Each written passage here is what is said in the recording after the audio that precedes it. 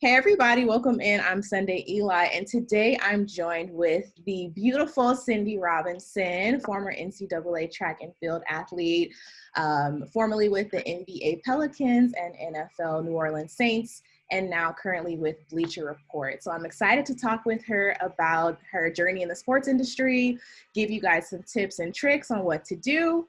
So without further ado, Miss Robinson, how are you today? I'm good. Thank you for having me. Yeah, glad that you could make time to do this today.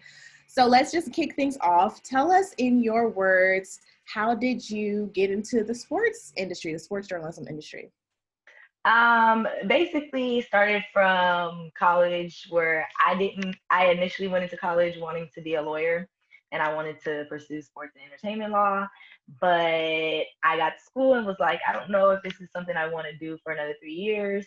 I used to talk to lawyers all the time and ask them just, about the career and stuff. And they were like, yeah, it's a lot of sacrifice if you don't like a lot of reading or like a lot of paperwork, it might not be for you. And it's not that I don't necessarily like to read or anything like that. It was just that a lot of them discussed how they decided that it wasn't fulfilling for them, or that wasn't the career. I think what drew me to law initially was, oh, I want to be in court and I want to be arguing and all of this, and it's like that's a minuscule part of the job. So I played sports all my life and decided like I definitely wanted to stay in sports as my long-term career because like it was just something that I enjoyed thoroughly. New professional sports wasn't in the cards for me. And then talking to like a lot of my athlete friends, they would be upset after doing interviews with reporters and stuff, saying how like it's annoying or that the reporters are mixing up their words or not getting the story right. So I figured if they had someone that could connect with them, had identified with them, was a former athlete themselves, like maybe it would be better for them. But I was also big on wanting to tell athlete stories. So sports journalism became my career path. Awesome.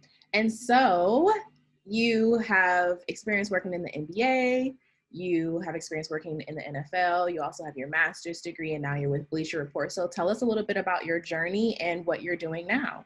What are you up to now? Yeah. So undergrad, I did do the broadcast journalism as my major, but I wasn't able to really do internships and get that experience. So that's where grad school came into the play. Like I really just needed to get those internships under my belt and get out there and have that real world experience. So decided to go to SC because their program was just a year long. I wouldn't have to be in school for too long, and obviously, like it's a big name, especially in sports. So it provided me a lot of great connections. Through there, I interned with Power 106, which is like a hip hop radio station in LA, and then I interned in Brazil for the Summer Olympics through USC, which was really cool. Got to work with a Brazilian media company and kind of help them with their promos for the Olympics. And then once the Olympics started, I was like their liaison between the English speaking networks and them. I don't speak Portuguese, so I picked up on a few words here and there. Like I kind of understood it better than I could speak it, but I made my way through for 2 months, so it was cool. And then I got to go to some of the games, so that was like a great experience. And then from there, I interned at a local station in LA in their sports news department. And then like some months after that, I got my job with the Saints and Pelicans, and that was a great experience working in NFL and NBA at once. I got to do a little bit on the social media side, the digital media side. I was like one of the digital media reporters, and yeah, it was like great. I did a lot of covering of the community events that the players did, which was great because, like I said, I want to do more stories about who these people are outside of sports. So that was great to see how much they give back on a regular basis that other people just don't even know about. And then, yeah, now I'm here at Bleacher Report. I'm kind of working in a different avenue where I'm working more with the app. I help curate content for the app. So if you have the app, all the stuff you see in there, the team that I work on, we help put that in there and filter out like what you guys have seen.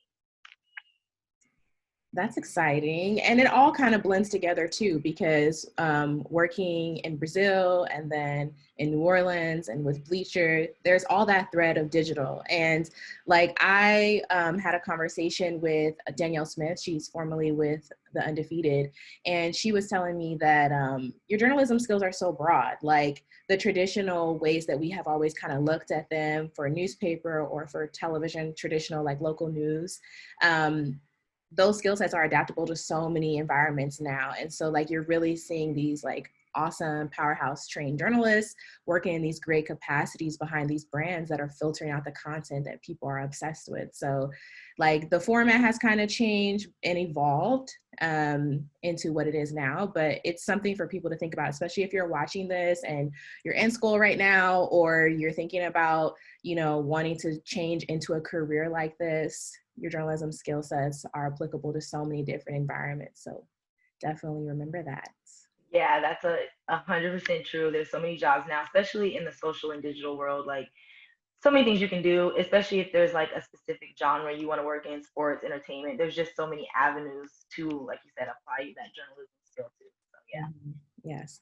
So you are from Los Angeles, if I Yes. researched correctly. Okay. Yes. So are you an NBA fan more so, NFL fan, soccer fan? You know, it's funny. So when I was growing up and playing sports and stuff, I've never been a huge fan of like watching sports. I used to like going to games, you know, I'd rather be there or be a part of actually playing rather than watching. And then as I got older, like kind of college, I got more into football. And so like I think I'm probably a bigger football fan than basketball fan at this point, but I have an appreciation for both. Like when I started working in New Orleans, that my love for basketball came back too. I do not have a team, and I'm not a Laker fan. So, and LA people hate me for it. They're like, "How you from there? And you don't root for them because I don't want to." Period. But I am a LeBron fan. It was hard for me to see him go to the Lakers. Okay. I sucked. But I tend to like cheer for people that I know or have like, you know, known for either from school or worked with, whatever the case may be. So I'm more like loyal to, oh, you know, friends or people that I know rather than like an actual team. I'm the But same. I root for the Saints. I root for the Saints. Okay, cool. Yes, the Saints are a great team to root for, Yeah. without question. And I'm sort of the same way. Like I've interviewed other reporters as well throughout the years, and many people say like when you cross, there's a line I think as a reporter in the industry where you cross a certain threshold and you're not really a fan anymore because it's work as well. So you definitely, I resonate with that as well. There are definitely key people that I root for in multiple different like leagues and teams and stuff like that. And it's weird how that happens. Like I grew up, you know, kind of the same thing, super big football family household and all that stuff. And so yeah, as I like even see myself progressing in the industry, it's interesting how that kind of shift happens. Like, yeah, you don't really, the fandom changes if you, Yeah. and that seems to be like common with a lot of people. I think for one, it's like this industry is one that you know you're gonna move around a lot, right? There's kind of like if you want to progress as far as like being successful, and you know, there's a big chance you're gonna work in different markets and you're gonna be covering different teams. And so I think you kind of depend on where you're working, you do kind of start rooting for that team that you may be covering, but as a journalist you have to have that objective mindset, so you kind of put yourself in check, right? I think for me it was a little different because I was working for the teams, so it was like I could only speak positive about them, obviously, you know, but then I got to know them differently too, right? So it's like, okay, yeah, that's natural that you're gonna root for them.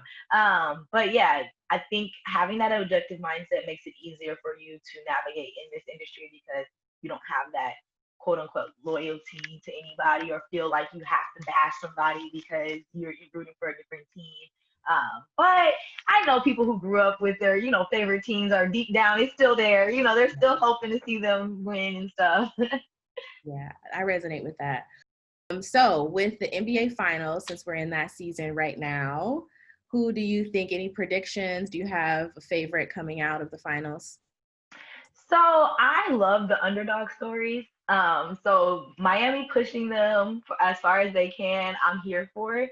I do think the Lakers are going to take it though. Like they're just putting it all together, the pieces. They have, all their players healthy, most of them at least. Miami's struggling on the injury front, and with missing Dragic, like that's huge. Bam coming back was a great, addition to the last game, but I don't know if they're gonna go. If they go past 5, I think it's Lakers in 6, but we'll see. All right. And so for people who want to connect with you, where can they do so? So yeah, my socials are underscore Cindy Robinson. So same on Twitter and Instagram. I don't tweet a lot and I don't post on my Instagram as much as I used to. I'm trying to get back to it. It's not that I'm not there. Like I scroll, whatever, but I have like kind of reverted back to like people don't need to know me. Oh goodness. I know I go into kind of hiding and I'm trying to be better because like my friends are like, Cindy, like what are you doing? Like where are you? I'm like, okay, I'm gonna post more. So that's my goal for like kind of starting now and then going into the next year. Like I'm gonna start posting more. But yeah, underscore Cindy Robinson. If you message me, I'm gonna see it. Like I'm on it. I'm on the socials. I just may not, always post. Well, Cindy, thank you so much for speaking with me today. I really appreciate your time.